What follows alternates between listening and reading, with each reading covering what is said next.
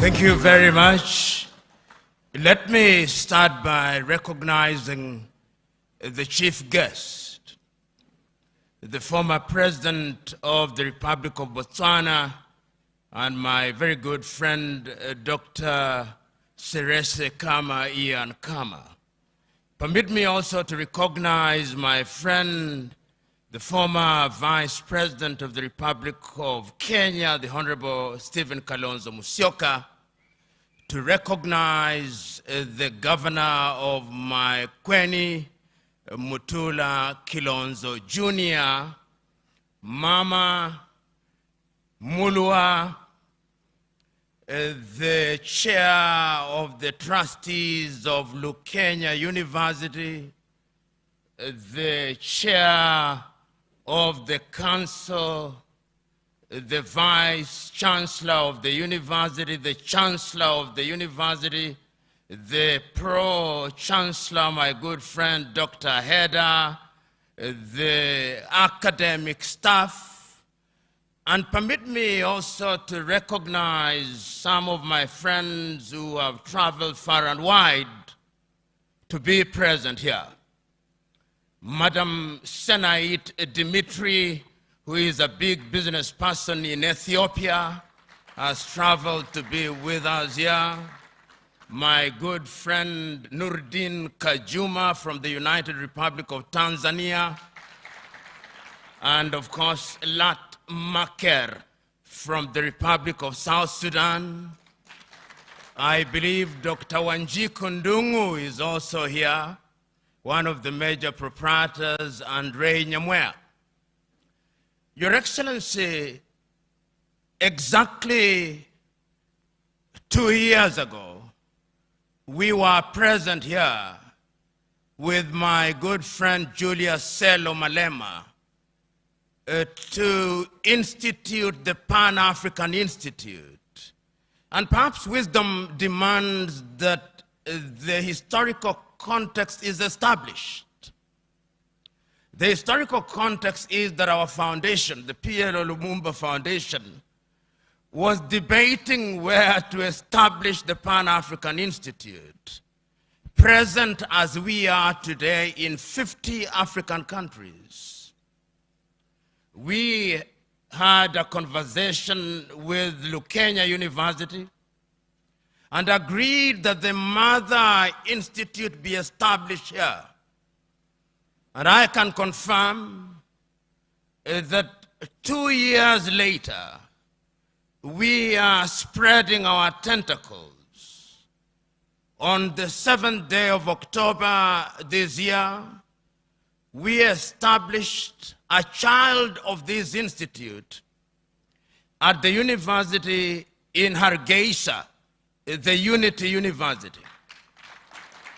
Your Excellency, I will also confirm that on the 15th day of November, we will be establishing the 3rd institute in Lusaka, Zambia. I can also confirm that during that period, we have entered into a memorandum of understanding to establish an institute in Trinidad and Tobago at the University of West Indies. And that next year, we'll also be establishing this institute in Monrovia in Liberia.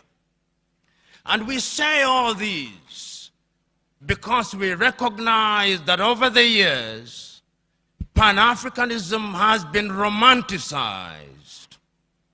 One may say that Pan-Africanism had been reduced to sloganeering, but we refuse to believe that the purport and import of Pan-Africanism was merely to sloganeer. And that is why we strive to give content to Pan-Africanism. Your Excellency will want to know that under the aegis of this institute, we are touching young people in the continent of Africa. In Kumasi in Ghana, early this year, we established at Obuasi High School an Innovation and Invention Center. And next year, we'll be showcasing some of the things that young Africans are doing. This very same year, in Monrovia, we have established a Pan-African clothing line. And on Saturday, I will be in Lusaka, Zambia, to establish the Pan-African Media House at Eden University.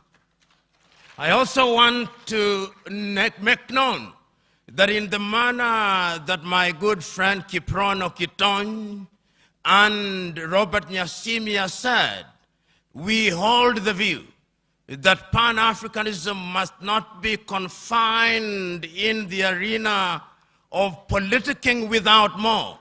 We believe, as my good friend Selo Malema said, that economic liberation is indeed the true liberation. And that is why, therefore, we are engaged specifically with the ladies and gentlemen that I've invited here. We will very shortly, in the first quarter of the year 2026, be establishing jointly with Nurdin Kajuma a program for feeding Africa, and the tag name is, Have You Eaten Today? We are giving meaning to agriculture in Africa, and we are honoring one of the greatest Pan-Africanist contemporary, Edwina Flatten Taylor, who died about 2 weeks ago, and already we are present in 6 African countries on the basis of organic farming. With my good friend Dimitri, who is a big business person in Addis Ababa, Ethiopia, we are going into the spaces of empowering young men and women. So we come here, Your Excellency, not only to commemorate and celebrate, but also to announce that we are giving meaning and content to what was said by the pioneers.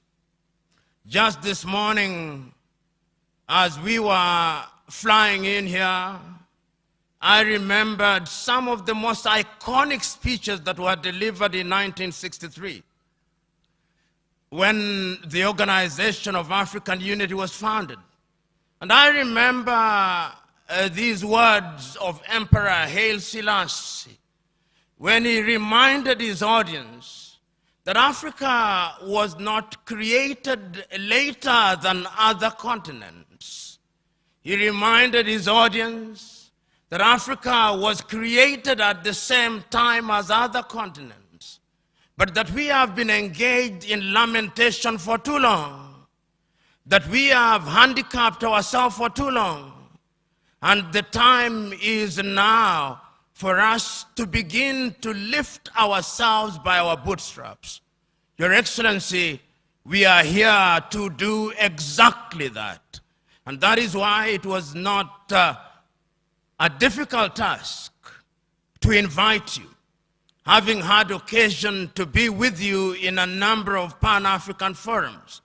It is also important to note that we had invited the former Vice President of Liberia, the Honorable Jewel Taylor, but she could not make it. She recorded our message, but technology has conspired against us, and therefore it will be communicated online.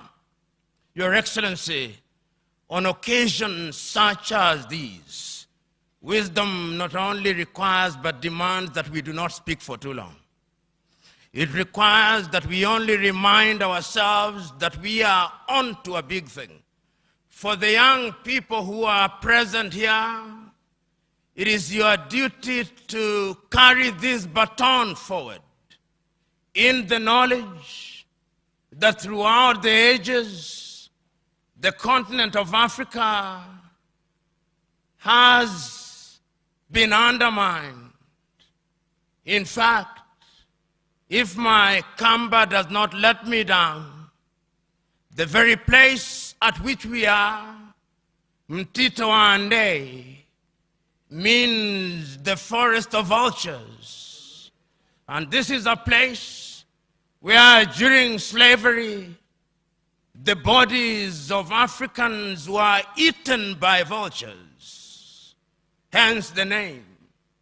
We can no longer afford that luxury. Our duty, therefore, you who are young, is to go down in history, because if you do not have a sense of history, you cannot have a sense of the future. If you look at the young men and women who are the purveyors of Pan-Africanism, they were young. Nkrumah was young. Lumumba was young. Mboya was young. Nyerere was young. Samora was young. Saserese Kama was young. Biko was young. Amilcar Cabral was young. Ahmed Ben Bella was young. Tiro Ngopote was young. Kaunda was young. It is in your youth that you must carry this baton in the knowledge that Africa can only be catapulted into the orbit of sustainable development if our young men and women are in the forefront.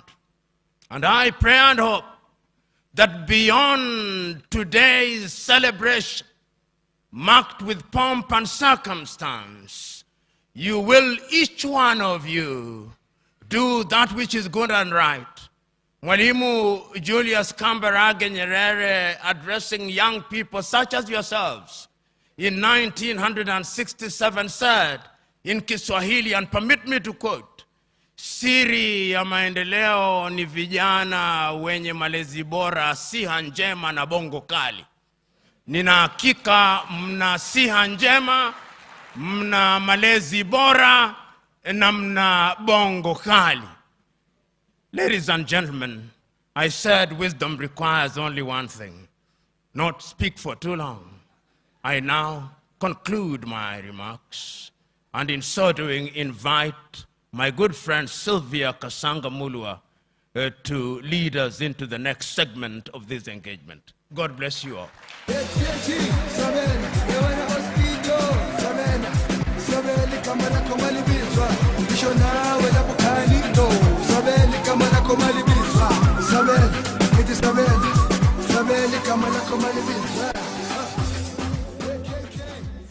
Wow. What powerful comments and remarks. I don't envy anyone speaking after that. So we're going to move into the next segment. If you look at